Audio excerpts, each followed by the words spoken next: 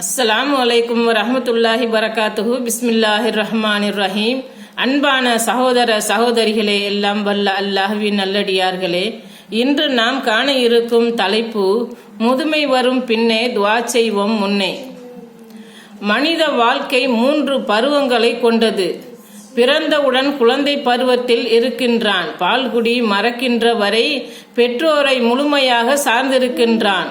வளர வளர விடலை பருவம். அதன் பின் எதை பற்றியும் கவலைப்படாத, யாரையும் எவரையும் சார்ந்து நிற்காத இளமை பருவம்.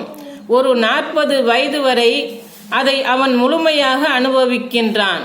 அதற்கு பின்னர் அதுவரை ஏறுமுகத்தில் இருந்த அவனது பருவம் வீரியம், வீம்பு, வீராப்பு, திமிர், துணிச்சல், உடல் கட்டு, கூரிய பார்வை அனைத்தும் இறங்கு முகத்தில் ஆகிவிடுகிறது.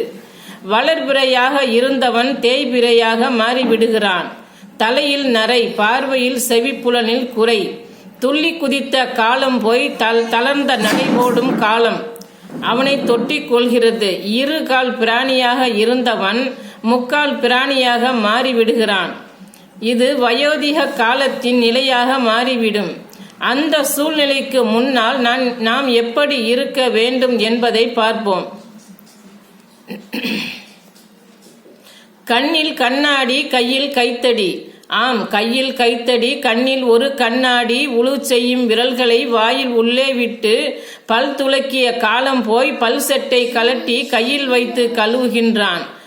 இரும்பு போன்ற எலும்புகளையும் உடைத்து தள்ளிய தாடை பற்கள் பொக்கையாகி போய் மென்மையான உணவுகளை கூட மென்று சாப்பிட முடியாத சூழ்நிலையில் சோதனை. இந்த முதுமையை விட்டு அவனால் தப்பிக்க முடியவில்லை. எத்தனையோ அறிவியல் புரட்சிகள், மருத்துவ சாதனைகள், எவராலும் இந்த முதுமையை கொள்கின்ற மருந்தை கண்டுபிடிக்கவில்லை, கண்டுபிடிக்க போவதும் இல்லை. வளர்கின்ற வாலிபனின் தலையில் ஈயக்காட்டு கம்பியாக ஒரேயொரு நரைமுடி இலையோடி விட்டால் அதை கண்ணாடியில் பார்த்து பார்த்து வேதனைப்படுகிறான். தலையில் நரை. தான் வாலிபத்திற்கு ஒரு திரை என்று வெந்து நீறுகிறான்.